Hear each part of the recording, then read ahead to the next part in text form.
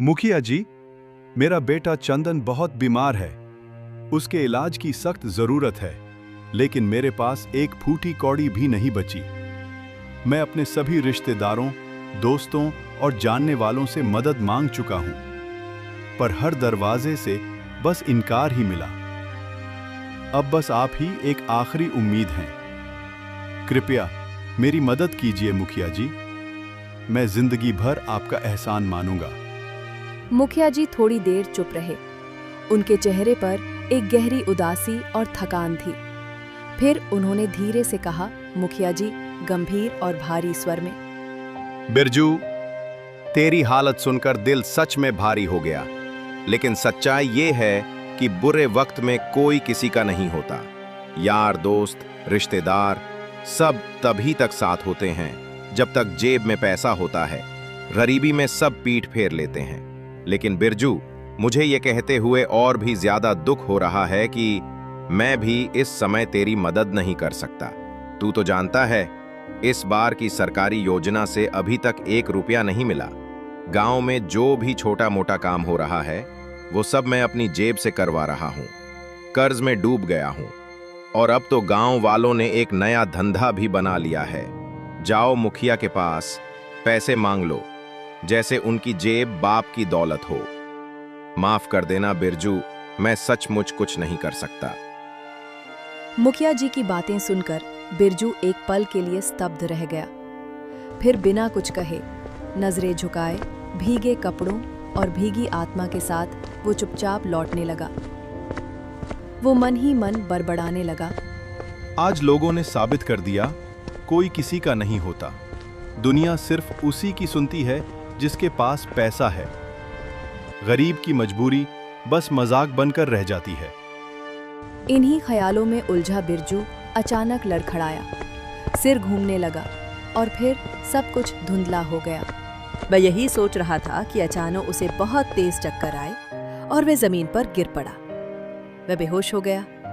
उधर से एक भला आदमी आ रहा था। ने बिरजू को बेहोश देखा। ए राम, ये आदमी तो पूरी तरह भीग चुका है। सांस भी धीमी है। कहीं बेहोशी में इसकी जान न चली जाए। नहीं, इसे यहाँ छोड़ना पाप होगा।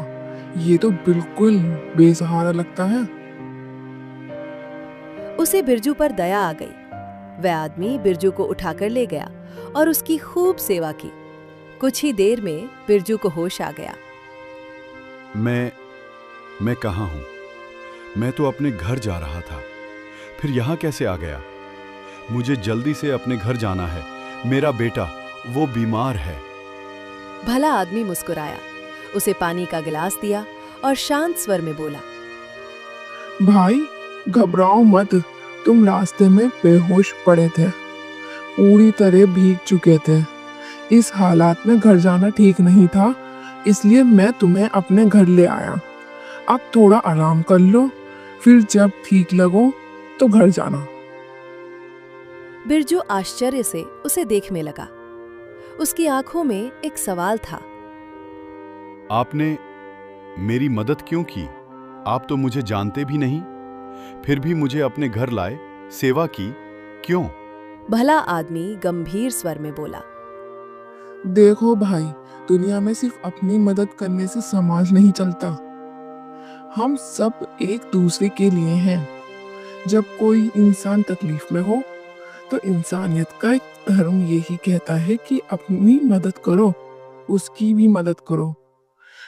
शायद तुमने अब तक सिर्फ लोगों में मतलबी और बेरुखी ही देखी है, लेकिन अच्छाई अभी भी जिंदा है। इस दुनिया में बस ढूंढने की जरूरत है। बिरजू की आंखें भर आईं। उसकी आवाज कांपने लगी। क्या आपको नहीं लगता कि लोग सिर्फ अपने मतलब के लिए जीते हैं? किसी को कोई फर्क नहीं पड़ता कि कोई जिंदा है या मर गया। भले आदमी ने हल्के से मुस्कुराते हुए जवाब दिया, हाँ, कुछ लोग ऐसे जरूर हैं, लेकिन हर कोई ऐसा नहीं होता। कुछ दिल अभी भी दूसरों के लिए धड़कते हैं। हालत काफी खराब लग रही है तुम्हारी। बिरजू ने सब कुछ बता दिया। अपने बेटे चंदन की बीमारी, मुखिया जी का इनकार, हर दरवाजे पर मिली बेरुखी और अब कोई उम्मीद न बचने की पीड़ा। भले आदमी की आंखें नम हो गईं। वह कुछ देर चुप रहा, फिर उठकर अंदर चला गया। कुछ ही देर में एक पुरानी थैली में कुछ नोटों की गड्डी लेकर बाहर आया। तो भाई ये पैसे लो, तुरंत जाओ अपने बेटे का इलाज करवाओ। जो बचे उससे अपनी बीवी और बच्चे के लिए गर्म कपड़े खरीद लेना, और अगर कुछ फिर भी बच जाए तो अपनी टूटी हुई छत की मरम्मत करवा लेना। फिर सोच समझकर कोई छोटा मोटा कारोबार शुरू करना। जब कभी भी तुम्हारे पास पैसे हों तब मुझे लौटा देना। अगर नहीं लौटा पाओ तो भी चिंता मत करना, पर एक पिता का दर्द मैं समझता हूँ, इसलिए मना नहीं कर पाया। बिरजू की आंखों से आंसू बहने लगे। वह जमीन पर बैठ गया और उसके पैर छूने लगा। आप मेरे लिए किसी भगवान से कम नहीं हो। मैंने भगवान का नाम तो सुना था, लेकिन आज पहली बार उसे इंसानी रूप में देखा है।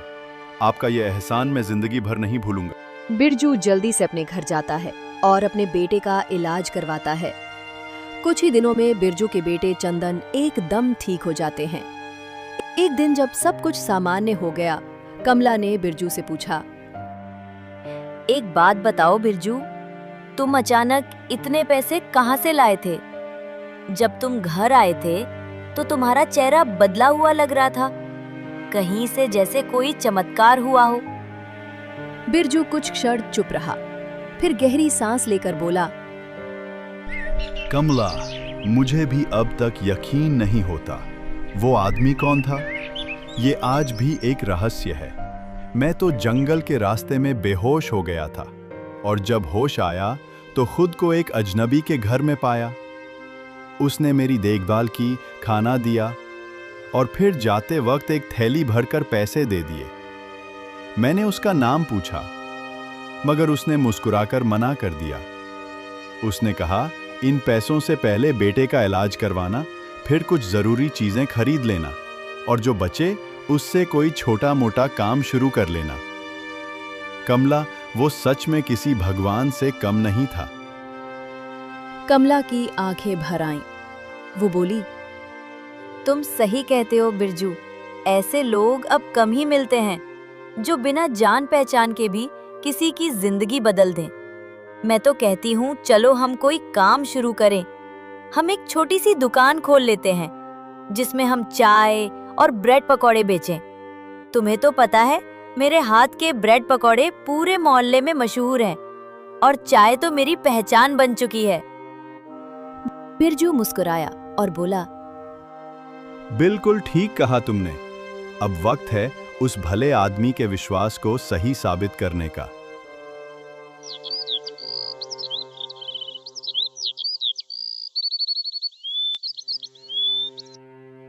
अगले ही दिन बिरजू बाजार से एक बड़ी टोकरी, बर्तन, गैस स्टोव और ब्रेड पकौड़े और चाय बनाने का पूरा सामान ले आया।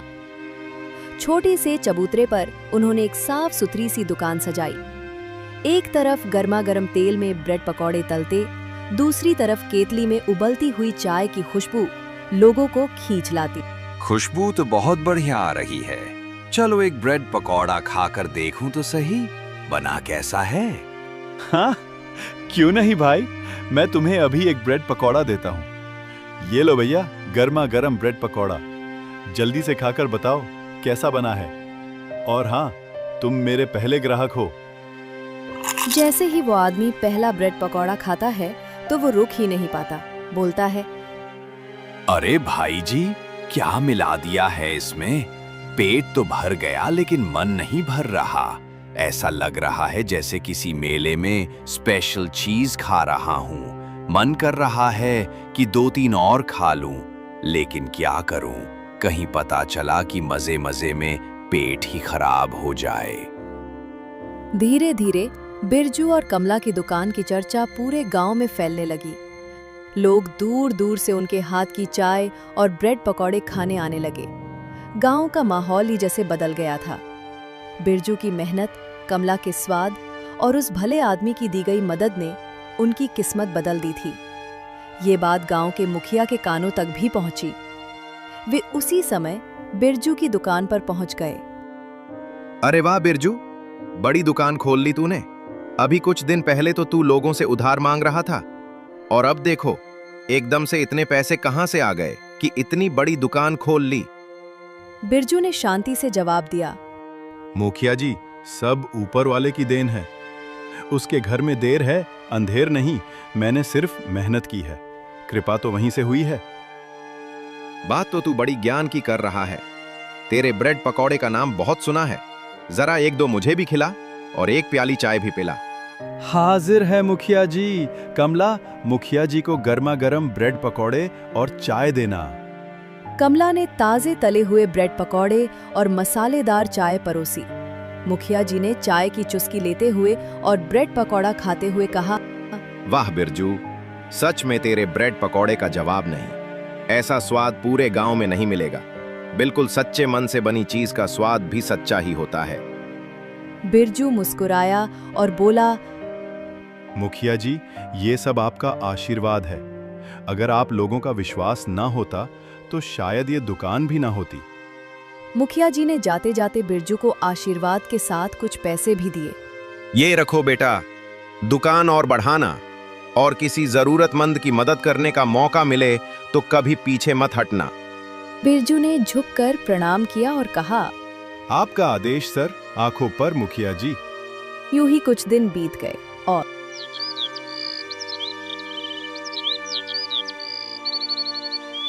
एक दिन जब रघु अपने घर में होता है, तभी उसका दोस्त श्यामलाल आता है। अरे श्यामलाल भाई, आइए, अंदर आइए। क्या बात है, सब ठीक तो है?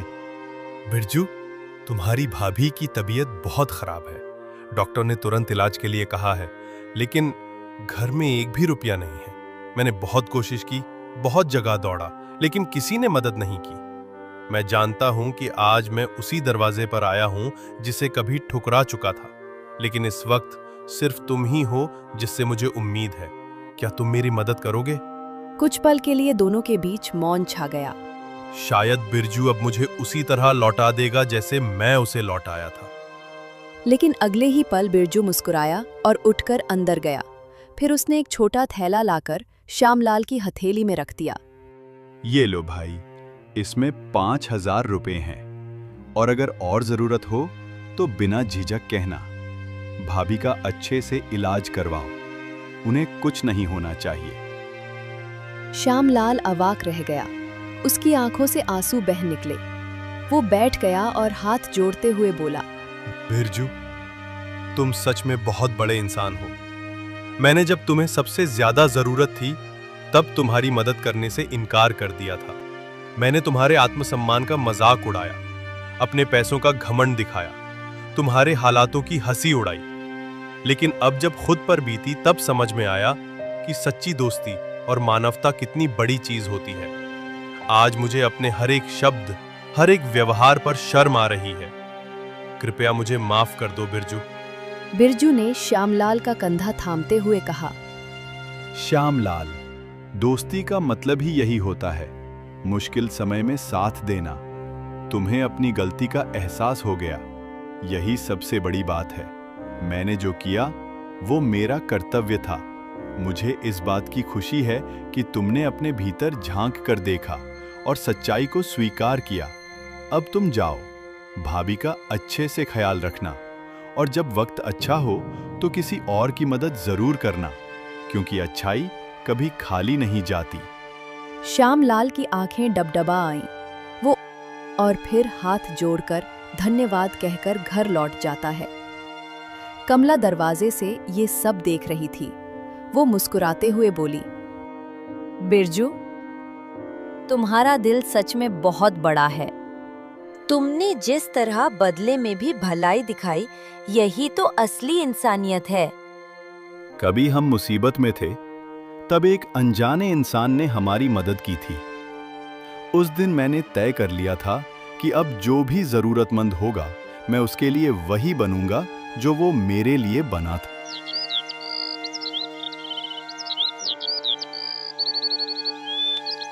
एक दिन बिरजू अपनी पत्नी कमला से कहता है, हमारे पास सब कुछ ठीक ठाक जमा पूंजी हो गई है। दुकान भी अच्छा चल रही है। भगवान की कृपा से सब सही है। मैं कई दिन से सोच रहा हूँ, उस भले आदमी ने मेरी जिंदगी में जो रोशनी लाई थी, उसका कर्ज लौटाना तो मेरा फर्ज बनता है। मैं सोच रहा हूँ कि उसके दिए पैसे उसे लौटा आऊं। ये बहुत अच्छा विचार है। उस दिन अगर वो नहीं मिलता तो शायद आज ये दिन भी नहीं आता। अगर तुम उसे ढूंढ पाओ तो जरूर पैसे लौटा देना। बिरजू उस भले आदमी के पैसे लौटाने के लिए निकल पड़ता है।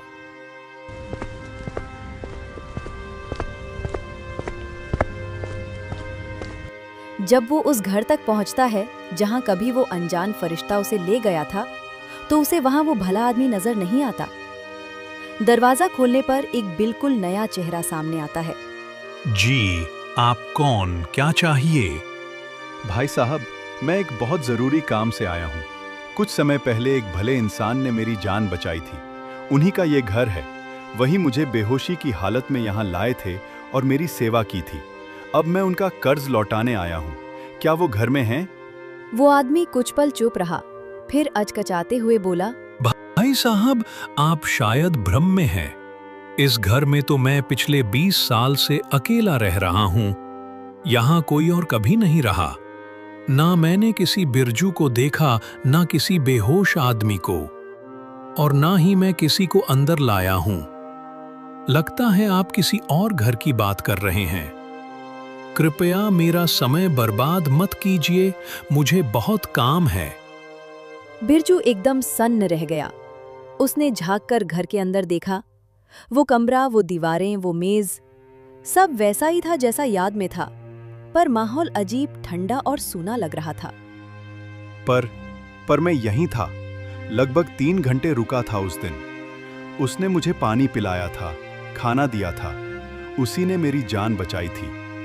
भाई, मैं तुम्हें कितनी बार समझाऊं, इस घर में मेरे सिवा कोई नहीं रहता। तुम गलत जगह आए हो, अब जाओ। बिरजू का दिल टूट चुका था।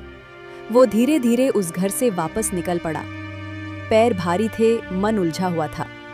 रास्ते में चलते हुए वो सोच रहा था, क्या वो कोई इंसान था भी, या सच में ईश्वर ने मेरी परीक्षा के समय एक फरिश्ते को भेजा था?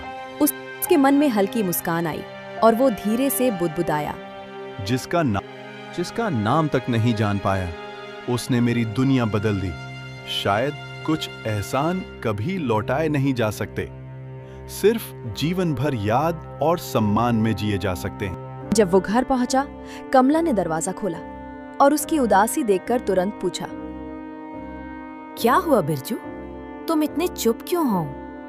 कमला, आज मुझे बहुत ही अजीब स्थिति का सामना करना पड़ा। मैं उस भले आदमी के घर गया था जिससे मैंने मदद पाई थी, लेकिन वहां मुझे वो आदमी नहीं मिला, बल्कि वहां एक बिल्कुल अलग आदमी था। क्या? फिर वो भला आदमी कहाँ गया? क्या तुम सही जगह पर गए थे? हाँ, मुझे पूरी तरह यकीन है। वही घर था, वही दरवाजा, वही खिड़कियां, वही आंगन। मैं उस घर में करीब 3 घंटे रहा था जब वो मुझे लेकर आया था। लेकिन आज जब मैं उस घर में गया और उस आदमी को ढूंढा, तो वहां मौजूद आदमी ने साफ साफ कहा कि वो पिछले 20 साल से वहीं रह रहा है और उसके अलावा वहां कोई और कभी नहीं रहा। कमला कुछ पल तक चुप रही, फिर गहरे भाव से बोली, बिरजू, हो सकता है वो आदमी कोई आम इंसान ना रहा हो। वो तो ईश्वर का भेजा हुआ कोई दूत था जो हमारी मदद के लिए आया था। तुम्हारी ईमानदारी, मेहनत और नेक दिल स्वभाव ने ही उस मदद को आकर्षित किया। बिरजू की आंखों में नमी थी, लेकिन अब उसकी मायूसी की जगह एक आंतरिक शांति थी। उसने कहा, अब समझ में आया कमला, सच्चे दिल से किया गया हर काम ईश्वर तक पहुंचता है। जब पूरी दुनिया ने मुंह मोड़ लिया था, तब किसी अनजान ने मुझ पर भरोसा दिखाया। आज मैं जो भी हूं, उसी एक मदद की वजह से हूं।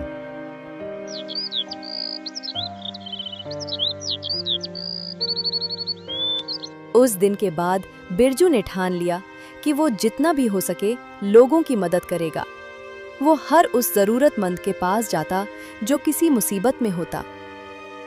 वो उन्हें दिल से सहारा देता, जैसे कभी किसी ने उसे दिया था।